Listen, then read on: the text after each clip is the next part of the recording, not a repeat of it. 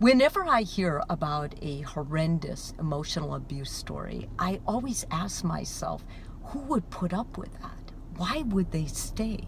But if I think about it, the longer my couples are together that I counsel, many times the more likely it is that they've forgotten about the importance of nurturing their relationship. And many of us are guilty of doing subtle forms of emotional abuse. Don't believe me? Well, when's the last time you heard your girlfriend say, I have 3 kids at home, including their husband in that? Or when's the last time your partner blamed you for something instead of dealing with it, something emotional?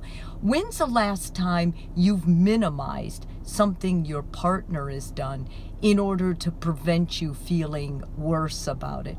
Or do you remember a time when your partner said something that invaded a boundary of yours? Maybe it caused embarrassment or shameful feelings. Maybe they made a joke about your weight with your best friends.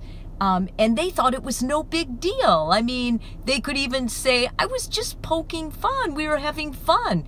But that isn't fun if it's something that makes you feel hurtful or shameful.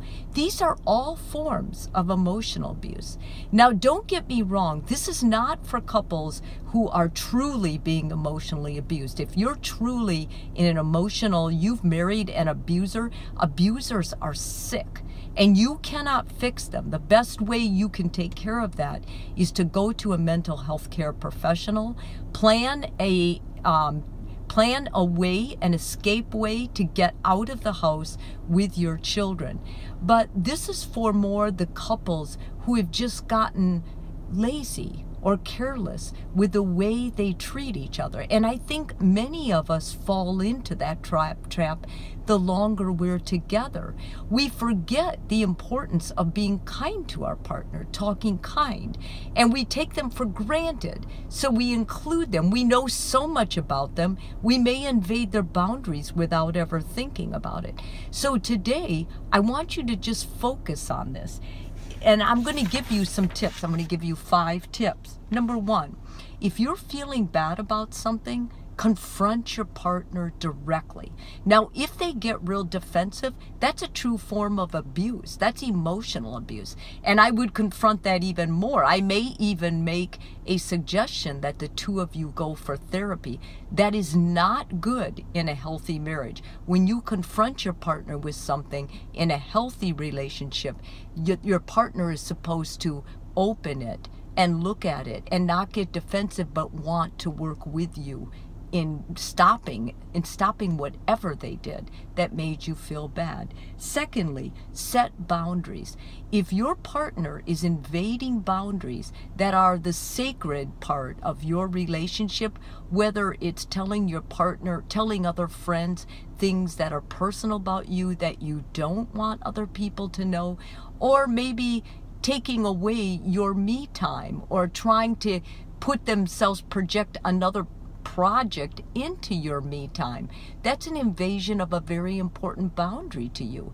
You want to strengthen that boundary and you want to be able to tell your partner how important that is to you.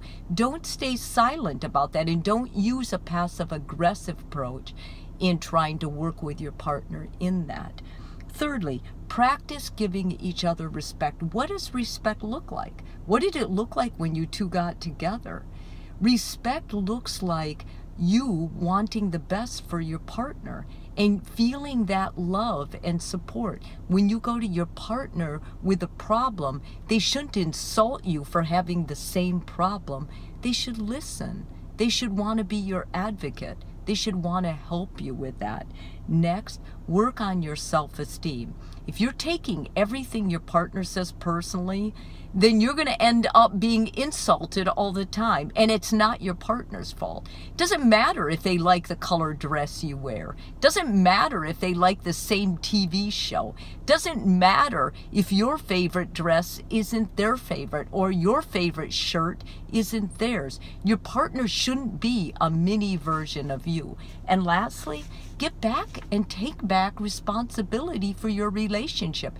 You're teaching your partner how to treat you. If you put up with poor treatment, you're going to get more of it. Where is your bar? I want you to set your bar higher. I want you to each set your bar higher and work together to create a marriage or a relationship you love being part of.